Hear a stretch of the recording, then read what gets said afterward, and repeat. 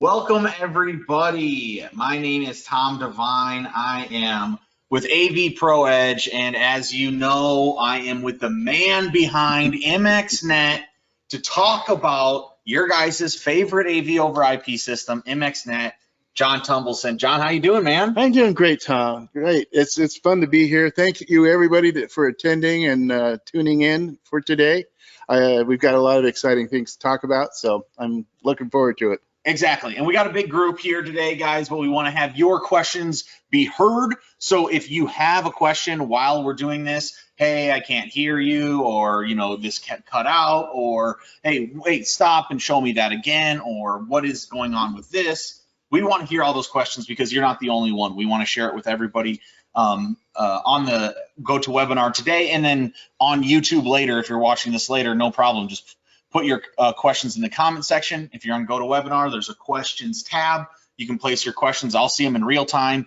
And now let me tell you guys, today is the day to ask your questions about MXNet, because a lot of times you're going to be able to get definitely knowledgeable staff from AVPro and get your answers for your questions. But today we have John here, right, guys? So this is you know, the man behind MXNet, developed the MXNet Mentor system.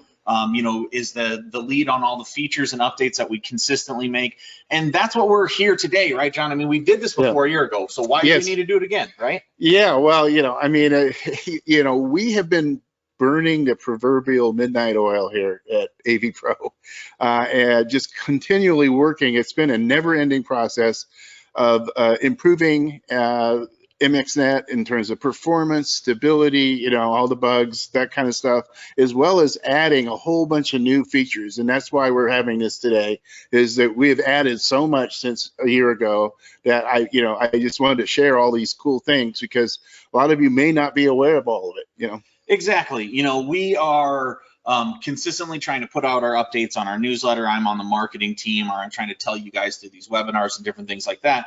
But it's, you know, this is the place where you're going to find all the updates. And what AVPro Edge is, you know, a fundamental part of AVPro Edge is we're pushing technology, and we listen to our integrators in order to push technology. So, you know, we hear your feedback. We take that into our product development teams and our engineering teams, and then we develop solutions that are based around you that, you know, give you the benefits, all aimed at the integrator and pushing technology at the same time. And that's what we're doing here today. So we want to talk about a lot of those things. I'm going to share my screen here, and we can just go real quick. You know, if you are new to MXNet, it is our AV over IP platform from AVPro Edge. This platform consists of this entire 1 gigabit ecosystem that includes a network switch, encoders, decoders, and a control system. John's will go over some of this in some more in depth, but that is what this what MXNet is, and so that's why you're paying attention today. This is a video distribution solution. So whether you're going to implement some sort of installation where you need the distribution of video from point A to point B, and you need it over a massive area with many different zones and a lot of things far away, well, that's what this solution fixes. So whether it be you know, a 3 source by 5 output system to a 100 input by 200 output system, we are able to scale MXNet to be your video distribution system. And all the tools that we are going to talk about today, really what they're doing is just making it easier for you to install, easier for you to set up, easier for you to see what's going on with your system. And so that is what the MXNet ecosystem is. Here's just a quick glimpse of what our connections that we kind of have set up here. I'm showing a smaller switch, we have a bigger switch, but this is basically what's going on. So now, John, why don't you tell us a little bit about this setup?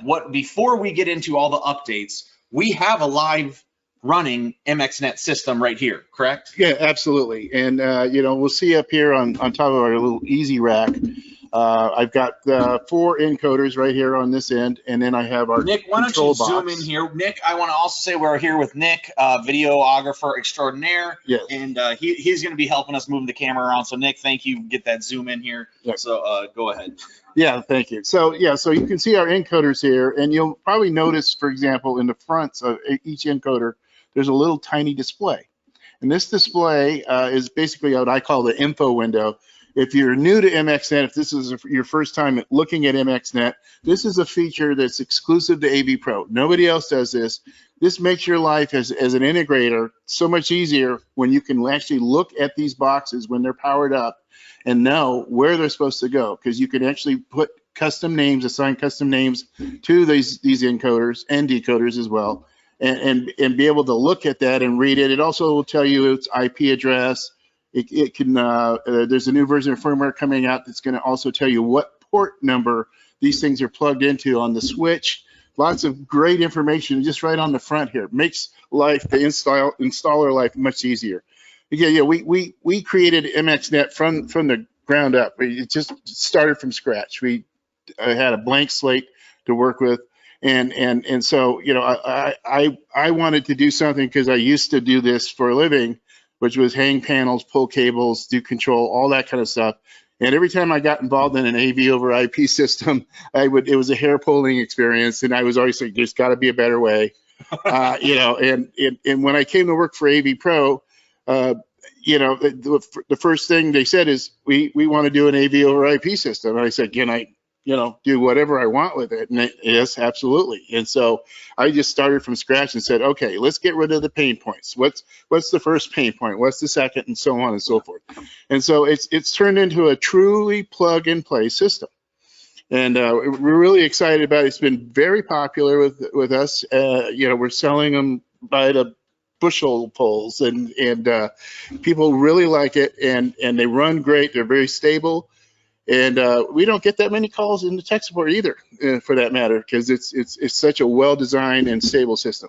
Yeah, I mean, we have hundreds and hundreds of these systems have been deployed throughout, and so that's why you guys are here. You want to deploy your own system. You need a video distribution system, so we have that here for you guys. So as John said, you have your encoders, decoders. We have our setup behind us. So now what we're going to do is kind of look at what is new with MXNet. I'm going to go back to my presentation here, and we are going to talk a little bit about we're going to give you a high-level approach of what the updates are as what we have done right now. This is what we're going to show you individually, one by one, as we go throughout our this webinar.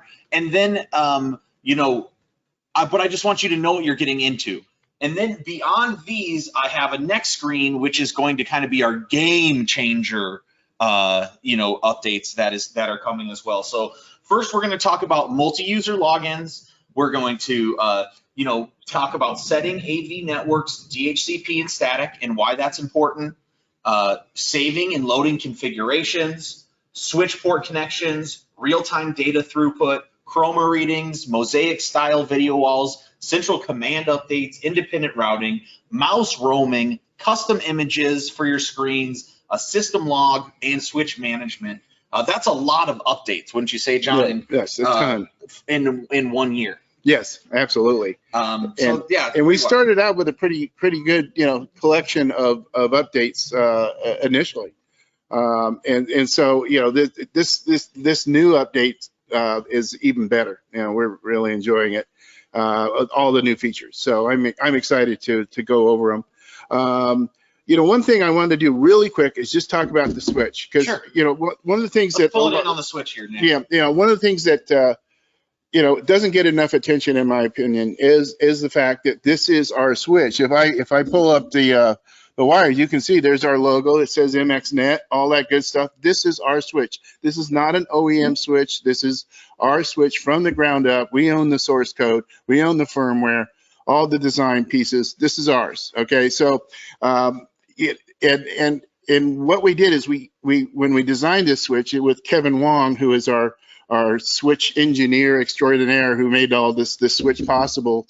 One of the things that we wanted to do is optimize it and very tightly integrated with the encoders and decoders. So everything works together very smoothly and flawlessly.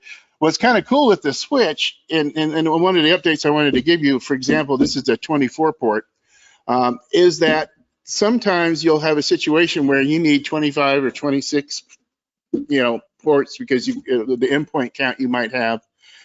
So we can now configure this switch, and we can take these stacking ports over here, and instead of having them being used for stacking, which would make them 10 gig SFP plus ports, we can change those and make them 1 gig ports and take them out of the stacking realm. So this can go from a 24 port switch to a 28 port switch. That's awesome. And the same applies to our 48 port. So the 48 can become a 52.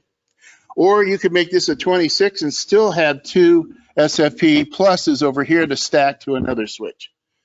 So just lots of kind of cool things about it. But with MXNet, what we have here is, I like to call it, I describe it as a platform. Okay, it's different from everybody else. Everybody else has got an encoder and decoder and a control box, that kind of thing, and they've even got some setup software of some kind. But what they don't have is their own switch, and that's what really differentiates AVPro from everybody else. Because and when you say switch, you just mean this switch? Of course not. He's talking about this 48 port, the 10 port as well, right? And the 24, yeah. And we're the only ones that do this. Okay, so when you get a product that especially when it comes to support, it's all goes to the same place. It's all under the same umbrella of support. You're not going to get a situation where you call tech support and you're saying, I'm having a problem getting video just from point A to point B, and somebody says, well, whose switch is it? It's the switch's fault. It's not our product's fault. You get that finger pointing thing. That doesn't happen with us because everything's supported by the same and manufactured by the same company. Anyway. Yep, exactly. So there we go. Love it. All right. And I'm going to just share my screen real quick here again.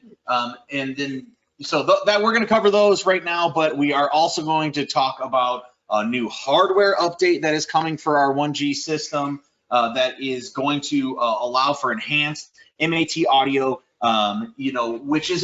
which ours already allows for now. But it already allows 10 and 12-bit native colors or coloring. It's just not native. So we're constantly updating this, right? And this new hardware is going to deliver that. Yes. And it's also going to be, we're doing this through our updated video engine. So talk a little bit about what this hardware change that's going to be coming for AV. Well, and like one of the taglines in here, we've got this upgraded video engine, and we're going from being compatible with things. So that means that if you send an HDR signal through or whatever it might be, what we can do is we can accept that signal today and then process it. But we have to do a lot of compressing to get it to get to the other end. On some of the signals, it depends on which ones they are. With this new processor, we're not going to have to do that anymore. We're going to be completely capable of taking a 10-bit native color image or signal, for example, and pushing it through all the way to the other end without having to use any kind of compression. So. Yeah. We're still using compression, of course. It's going through. I don't want to say it's uncompressed. Right. We're still using an AV over IP system. But what we would have to do before is use a specialized ICT compression. A lot of you are familiar with that. That's something that our engineers developed just for these high bandwidth signals and these massive data signals. But now with this new hardware revision, that is going to be an updated change. So it's not going to be a part number or change or anything like that. Just that when you buy your next MXNet system, it will have these already built in.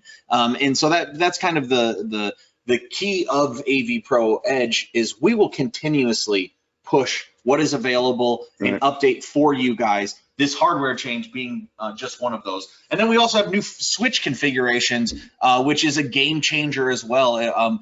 If you go back and you watch the one we did a year ago, we said don't put partition off parts of your switch. You can't use it. This is for AV over IP. Well, that's all out the window. That's completely 100% wrong. We've developed it now so you can easily do that. And we're going to go through all that. But in order to do that, we have to pull up the MXNet Mentor system. So I'm going to stop sharing my screen, and I'm going to make John the presenter here. And we are going to show you guys MXNet. All right, John, let me make you presenter on.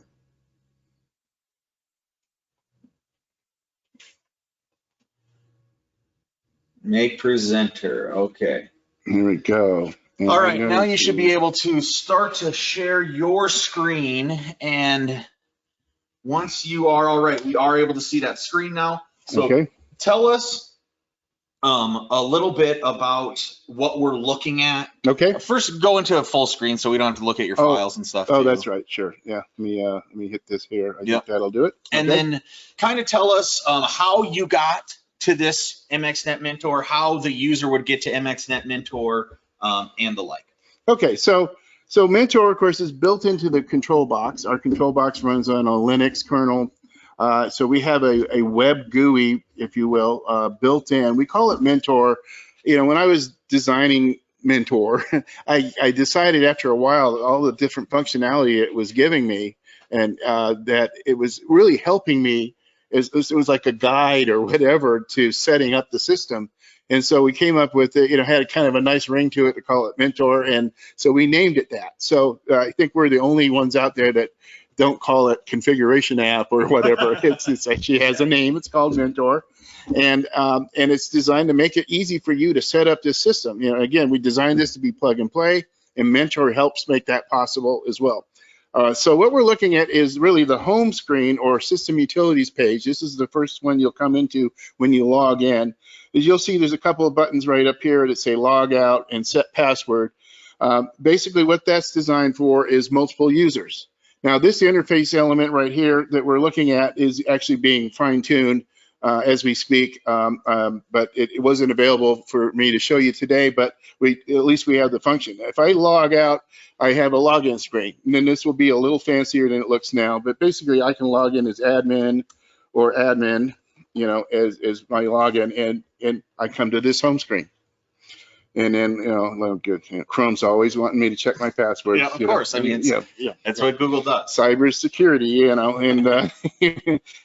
and then what I can do is if I click on the set password button, I have the ability to have an additional user. Sure. I also have the ability to change the password of the admin user. So once you have all that done, you're set to go. Now, what the staff user might be, and this name staff is one I just came up with, that you could call it anything you wanted, is this will allow me to, and I'm going to just go make sure that this password's in place. Yep, get that set up. And this is a new feature, right? So the last time we showed you MXNet Mentor, you could, of course, log into MXNet Mentor, but you weren't able to do this thing where now you have an admin user and you also have a multi login user, a different user that's going to have a restricted amount of options to grab. This is going to be used a lot of times as the integrator who is going to, set everything up. And then they're going to hand over maybe an iPad with this browser on it and allow, maybe the bartender or, the person who runs the hotel lobby, they're going to now have this iPad or have this browser on their computer where they will have some limited options. So, John, go over some of those limited options. Well, here we have it. I just logged in as staff, and as you can see, this is a limited user. This user does not have access to all of the Mentor tools. Like on the left-hand side, it used to have an entire list of icons, and those are all gone. Right. So already all I can do is do switching. Okay. So I can switch one source to another, and we'll see this in a second. The little thumbs. We have video previews on here, so these little thumbnails pop up, and you can now see the content that's playing on my various sources. I've got a few of them here and so forth, and I've got a direct TV that's off somewhere on the other part of the room, and so I can see what I'm watching, and I have the ability to choose a source and then choose a destination, and it will then send it there. That's all easy, but what's cool is that I'm not going to be able to get into anything else. I also have the ability to, like for example, call up video wall layouts and things like to that effect, and I can just choose a video wall, and I can choose whatever layout I want. And I'm not going to do this because I don't have a video wall set up today, but I just hit this button that says generate video wall, and poof, there it is. It'll take that whatever my source was and then spread it. Let's say if it's a 2x2 video wall like you see here, and that's it. I mean, it's that easy to do. Yep. And so you only got these two options as a limited user. And then if you needed to get back in, you just have to use your original admin login. Right. And that's how you're going to be able to get all of those options back. And this is a new feature, you know, the first new feature right under our list here. Yep. All so right. I'm going to go back in as an admin user, so we can go on to the next piece here. All right. The next one you have on your list, John, is set AV networks to DHCP or static. Okay. Why do I want to do that? Well, you know, if you're in the residential space, you probably don't want to do it. Sure. There's almost really no need for it. This is going to be more of something for the commercial sector, okay? Yep, these are our pro guys. These are our guys putting out massive deployments, right? Yeah, they will have hundreds of endpoints, and what'll happen is a lot of times this stuff is installed into networks that are controlled by an IT department. And the IT department wants to know what every node on the network is doing. And so they want to assign IP addresses to all of those nodes, and so that they can then kind of monitor with their network scanning tools and so on and so forth. So this is one of the new features of MXNet, relatively new. We've been doing it for a while now, but in which I can set the IP mode by clicking here and decide, do I want to be DHCP? Do I want to do all of them? And I can say save IP config. I'm not going to do that right now because I don't want to, because I'm not connected to a DHCP server. So if I do that, we're going to go down a rabbit hole I don't want to go down. So we'll stay away from that. I also have these edit buttons you can see on the right here. If I click on those, it allows me to go in and literally type in a different IP address. Oh yeah, that's cool. Okay. So that's how I set my static IPs. Sure. Okay, so what's good? So this is how you do it, and it's actually pretty easy to do. Once you've done that, then what you have to do is then you have to set the actual PoE port where the AV over IP network control is focused, and also change this one so that it matches what the encoders and decoders are, sure, or it will not see them. So you have to. This is all about networking, 101, and generally, if you don't need to go that direction, don't. There's no point, because we're going to already have an isolated network with its own self-assigned IPs. We call them link local addresses, and that's all you need. And then the only thing you really need to do is over here under number 1, which is the system control, the Mentor port, which is what it says on the back of our control box, is you just set the IP address you need to have for your installation. You don't have to use one of ours. You have static and DHCP options available. Okay. Yeah. I mean, that's so cool, right? I mean, right when we get this system, a lot of people are using it. A lot of our current people that used our extenders, our matrix switchers, they're deploying it right away. They appreciate our 10-year warranty. They appreciate our support and what we put into it. And so they had our back and they installed it. But one of the things they asked for is when we started getting into casinos and hotels and larger things is, I have an IT manager and I want to know everything on my system. I want to be able to, let you know what's going on. I want to see the IP address. I want to tell things what their IP address is. And that's where that came in. So we have made these developments to make sure that you guys as integrators have that tool in your tool belt. You can install confidently these massive solutions, knowing that you can work well with the IT person, or if you're the IT person, you're going to be able to work great with all of your other products on site. And we did have a question here, James Norris. He asked, is a video wall possible with MXNet? Oh, absolutely. You can have, it's actually 2 different types of video walls. And I'll cover that briefly in a moment, but I'll just say yes. Yeah. And you can have as many video walls as you want. And you can either have symmetrical video walls or you can have asymmetrical video walls, which kind of puts you into the category of Mosaic style video walls, which we also do. Yeah, so I mean, James, I love that question because the answer is so far beyond yes. We do every video wall you could ever imagine, and we're going to definitely go deeper into that. Yeah, in fact, we have a video of a Mosaic style video wall coming up that's going to blow your minds. Yep, okay, exactly. It's phenomenal. That our integrators are already doing right now. They're getting it put together. So next up is save and loading and configuration. So now you set up your MXNet Mentor system. You can save that configuration. so that you have that. John, kind of show us how to do that, and can kind of talk us why we want to do that. Okay, so let's say, you know, you get the system completely set up. It's exactly the way you want it. You've got everything configured the way, everything's done. I'm ready to do, I'm done. Now what I want to do is save my system configuration. That's going to save all the stuff I just did, all the custom names, all the settings, you know, whether it's, you know, whether you're using scaling on the outputs, Sure. or what EDIDs you're using on the encoders, that kind of stuff. That's all done. It's all saved. All that information is saved. All your video wall layouts, all that good stuff. You know, because those you doing the video wall layouts can take a while. You know, when you're especially if you have lots of different video walls. Yeah. Which, you know, like I said, you can have as many as you want. In fact, we have an installation in that's going up in New York that has 26 3x3 video walls. It's phenomenal what they're doing with that one. It's a gymnasium. It's going to be a very immersive experience for the people that go to that gymnasium. Amazing. Yeah, so that's a brand new gym going up. So yeah, video walls are there. But so you have all that stuff that you've done and you've configured, and now what I want to do is be able to save that as a file. Now, not only can you save it as a file, but there's a special utility that we include with it that allows you to open that file and look at it as a spreadsheet. And that allows me to go in and make changes if I want. I can make actual edits.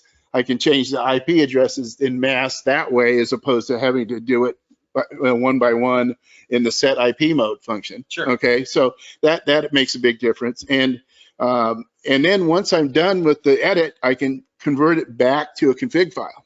But the other thing I can do is I can save this config file, put it on a thumb drive, put it in a safe place. And if something happened, let's say there was a flood, you know, in the data closet, wherever the equipment might be, and everything got fried, right? You know, and so you come back in and you have to rebuild the whole system. You get done rebuilding the whole system. Now you get your little thumb drive out, put it in your computer, load that config file, and you're back in business. That's amazing. Just like that. Saving you tons of money and time as an integrator when this happens. How many times have you guys been on site, you know, 2 or 3 more days than what you ever thought you were going to need? That comes out of your guys' pockets. You know, we want to help you make sure that you're not doing that and things are easy for you. And this is just one of those things. We do have a couple questions coming in on the new hardware. What will need to be updated? This is a question from Tal. I want to say, Tal, where we are going to handle all the updates. So when you get the new encoder, it's going to work just like your normal encoder, your normal decoder. You don't have to worry about any of that that kind of thing. Yeah, in fact, the new chipset, the API is identical to the old chipset. Yeah. So I mean, it's zero anything. You know, we don't even have to reprogram Mentor or anything. It just works. It just works. And then you had another question, Tal, was does custom names work with third-party drivers, especially with RTI? Yes, it will work with RTI. The one that at this point on the third-party side, Control 4 does not allow you to do custom names. You have to do Control 4, the Control 4 driver. But for RTI?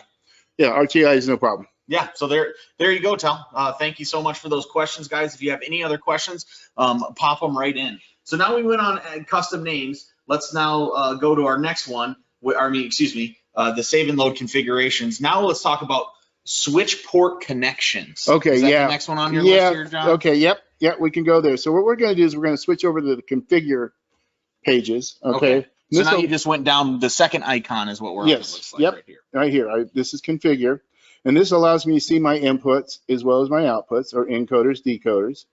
And then we also have, you know, some of our encoders will have, for example, AVDM capabilities. So that allows me to take, let's say, a multi-channel signal like Dolby Digital Plus, that type of thing. And I'm going to be distributing this audio to a distributed audio system in which everything's stereo. Now I need to be able to down mix that Dolby Digital signal to stereo for that distributed audio system. So that's what we have here is what we call an encoder module.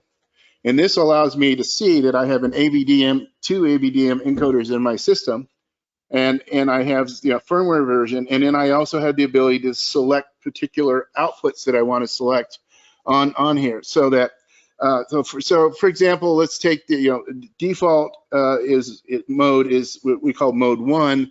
That's Dolby's default mode.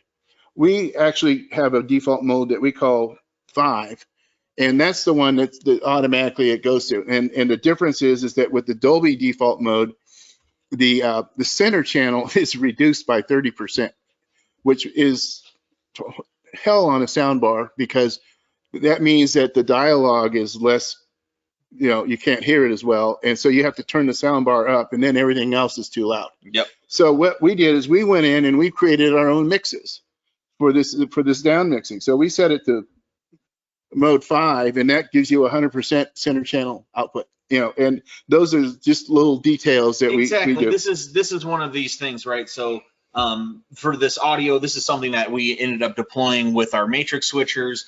We use that technology with our audio down mixing in our matrix switchers. Now we get to bring that over to our MXNet system and give you the full control of that. So right. One of the best parts of our down mixing system from AVPro Edge is most people can down mix. They can down mix 8 channels.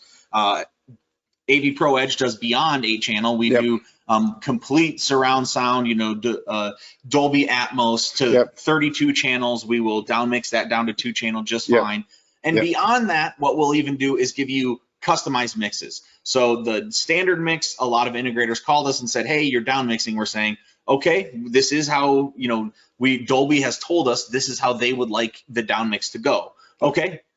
Are we hear from our integrators? They would like something different. That's when we implemented these things that John's saying. Just one more way that AVPro is, trying to listen to you guys. So we really do want to hear from you, and we do listen and try to implement those, the feedback you have.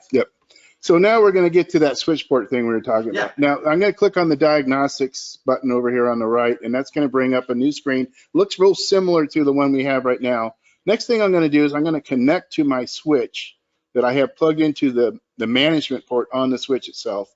So that's also, it says MGMT, which is over here somewhere. This guy is this yellow cable. That's the management port. I'm now connected to the switch. I can go through here and refresh my port assignments, and then also refresh and pull down my real-time bandwidth. And this is something nobody else does. This allows you to see what ports your stuff is plugged into on the switch, and you can also see what stuff is actually outputting or inputting for the encoders and decoders.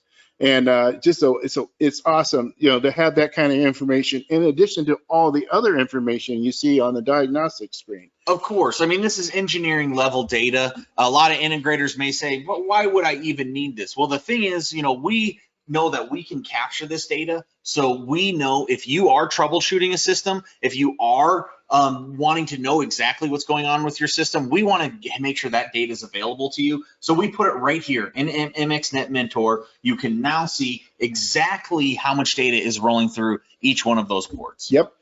And some other things, if you're new to MXNet, the diagnostics are also really handy.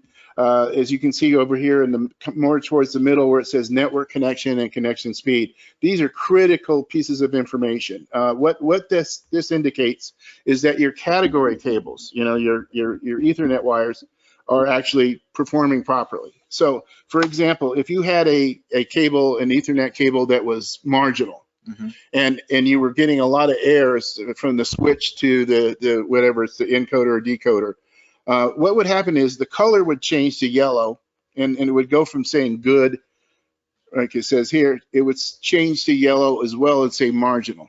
That would tell you right away that you've got a problem with that cable. There's some issue. And also immediately the switch would reduce the connection speed from 1 gig to 100 megabits. It's like the mailman. It's going to get that. It's got to get that message through, right? And so it'll slow things down to try to reduce the errors.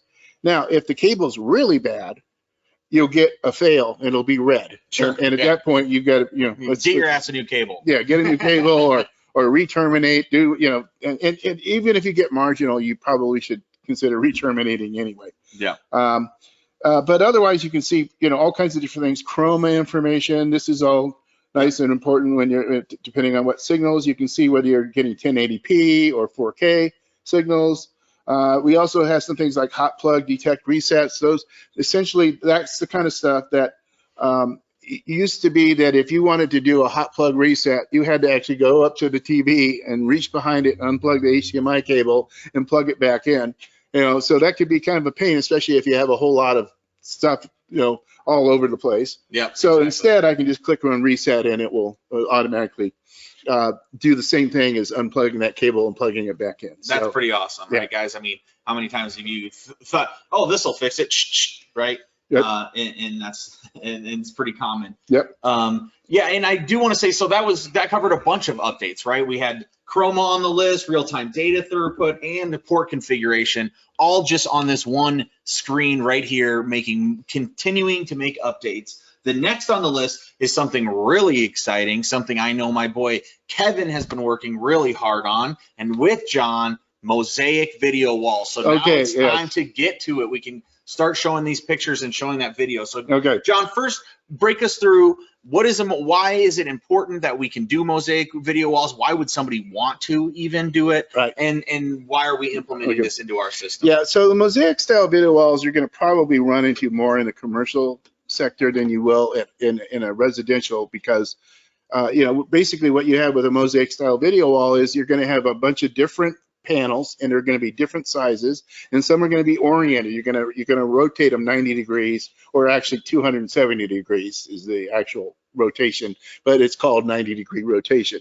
But you're going to have all these in different sizes and all this kind of stuff, and it'll make for kind of an artistic presentation of whatever the content is that you're going to be showing. So you'll see this kind of stuff in restaurants and other places, museums and so forth. And so that's your Mosaic style video walls. Now, that's not necessarily very practical in the home. Most likely in the home, you're going to have, symmetrical video walls, like a 2x2 or 3x3, that kind of thing. So, those are kind of the two major differences. So the first one under video wall, we were asked about this earlier, and I have a video wall list. It's not very long at this point, but it could be as long as I need it to be. I'm just going to pick this LG wall, and as you can see, I have 4 displays here, and what I've done is you can see over here on the right display measurements, and I can also specify which are my sources as they come in and what are my outputs. That's all you can pre-configure it this way. You hit the combine button, you hit the save button, you hit generate video wall, and away you go. And I can create layouts, so then I can just choose from a variety of different layouts to choose from, and then I just choose that layout once I've created it, and hit generate video wall, and it's going to make that change. What's kind of cool about that is these all have names. So these video wall layouts can be recalled by their names, and so you no longer have to, in a control system, go in and actually program all the bezel compensation and the mapping, of the coordinates and so forth. That's all can be saved within Mentor, and then all you have to do is recall the layout names. Exactly, that's great. You have this name pre-configured name that has a command. You set that name. You put the command to that name. It does all the rest of it, all of that for you, allowing you to, in your control system, pick a video or include a complete video wall just with like it would be a single TV. Yeah. So now Mosaic. Yeah. Let's go here. All right. So I'm going to go in here. I have a couple of Mosaic ones up here. I'm just going to do this 4x2 one. Here's my list of displays I'm using. And we have different size displays, different brands, all this stuff. You can see the model numbers. We even have a database in here of different manufacturers that you can choose from, and all kinds of different models to choose from. But if your particular panel isn't in there, you can create your own, put in the measurements here, and you can see we can go to 1/10 of a millimeter in terms of precision. So that means you're going to have this perfect bezel compensation alignments and stuff like that. And once I've chosen all these things, I can go in and create a layout just like I did before. And when I choose the layout, in this case, I can go in and go to my layout design, and it'll bring up on the screen the actual Mosaic video wall. So I'm going to zoom it out a little bit here so you can see it. And what I can do is I can mimic how it's going to look on the wall. So, for example, maybe this big panel is not going to be on the bottom, it's going to be in the middle. Or this little panel is going to be over here closer like that. I just do that, and then I hit save, and it's done. And that's just, it's that easy. And it's that easy, guys. So really what we're doing here is we're just putting that tools into your hands, allowing you to design any video wall you want. The reason we have that database of all of the different displays that and we want you to put in all your information for your bezels is once you put all that information in, then the system knows exactly how big, what pixel it needs to send to what TV, and it does all the processing. So it gets that signal in from any of the HDMI sources connected, this Apple TV or the Direct TV across the room. It starts processing that signal, and then by the time it runs through this and you have hit implemented, the processing of this device knows exactly where to send each pixel to each TV, allowing you to make beautiful video walls where I'm going to now make myself the presenter here. You got to see this. And we can go into. Because this is an incredible video wall. There's 18 panels. So this is the video wall right now that that is being designed and developed and built. This is pre-built in our integrators shop to make sure that it's going to lay out so that when he gets there, he has his mounts ready, his wiring ready, and of course the MXNet video wall ready. So it's really simple because he could even save this configuration, even have a different control box, load it into that control box right on site, and then implement it. Yep. So now we can even look at what this is, a video of what this picture looks like. So now you can picture this inside a hotel lobby, inside a big museum, inside entryway of an office building that's going to show some sort of repeating content that is always going to catch the eye, that no matter who walks into the room, it's going to be seen. It would be impossible to not notice a wall like this. And this is something that you can easily implement with MXNet, just like John showed you here. That wall, in fact, can also be chopped into 4 different Mosaic video walls as well, which is the plan with it, by the way. It's not going to just be these 18 panels just like this. It's going to be very flexible, and that's MXNet. I mean, Kevin Wong is the master of video walls, and he came up with a phenomenal design for video walls. Yep, exactly. So great job, Kevin. Yeah, great job. I'll stop sharing my screen here, and we will get into now our next point. John, I'll make you presenter again. Okay. And we'll pull up MXNet Mentor. And the next thing on our list, John, is Central Command updates. Okay. So let's talk about that. What is the Central Command? Okay, so Central Command is a place where, we're good? We're up? Right, okay, great. Okay, this is a place where you can go in and test things, and you can test a variety of different commands and a variety of different methods. Okay, so you have CEC for testing, okay, or RS-232 over IP. That means virtualized RS-232.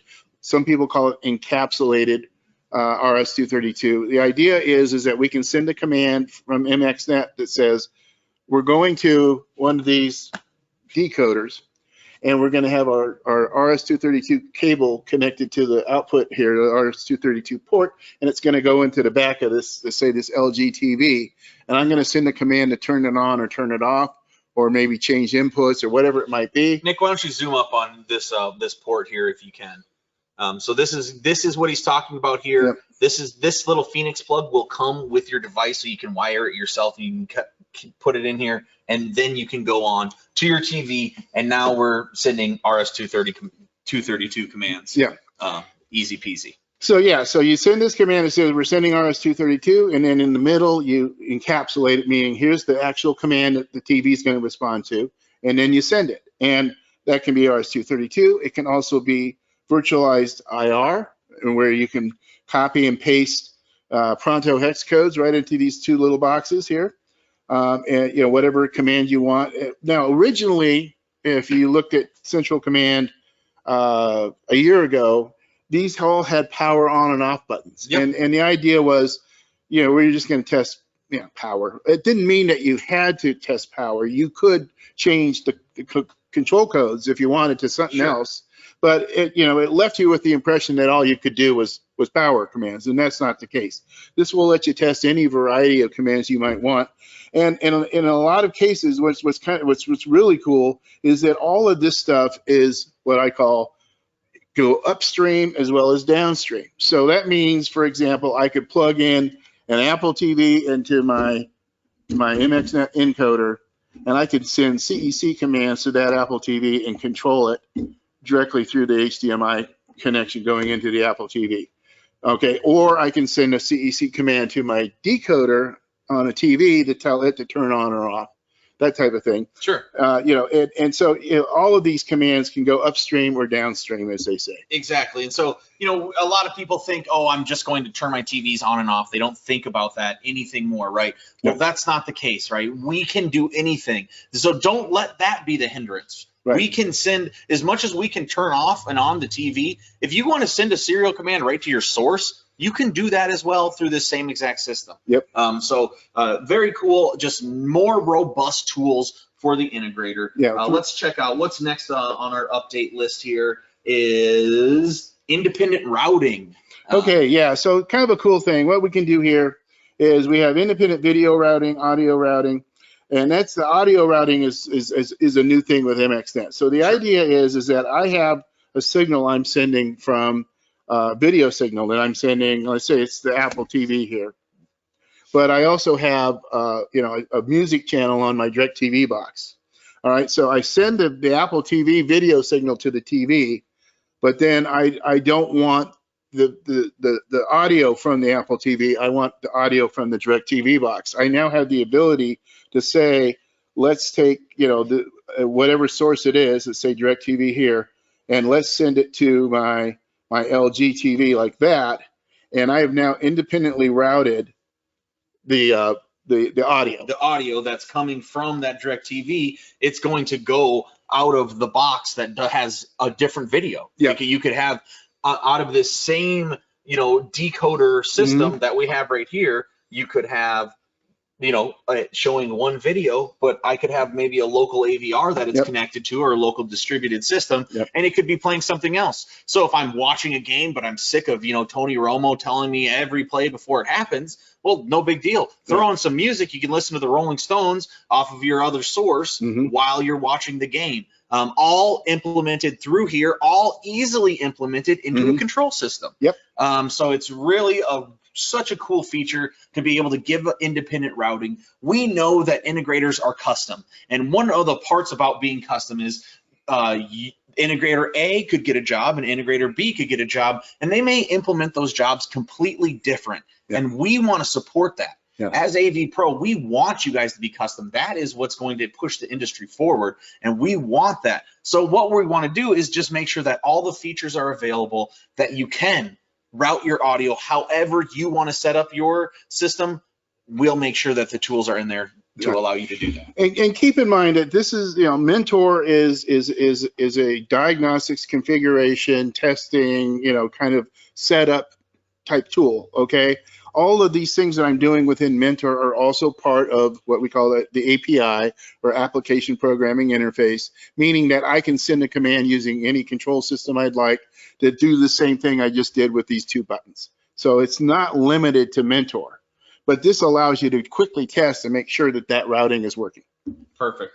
All right. Well, we only got about 11 minutes left, so we got to bust through the last ones pretty quick here, John. Okay. Even though this one is so exciting, the next one is mouse roaming, another something that my homie Kevin has worked so hard on and then brought to us. You know, he's such a smart engineer, and then we were able, I've seen it working. If you were at Infocom, I know a lot of you were, we had a great demo where you were able to see multiple computers be controlled through one keyboard and mouse in front of a command center. And that's what mouse roaming is, right, John? And so now you can set it up inside MXNet Mentor. Yeah, exactly. So, you know, imagine a control center. You've got, in this case, I'm going to have 4 displays. So there would be 4 computers connected to these displays.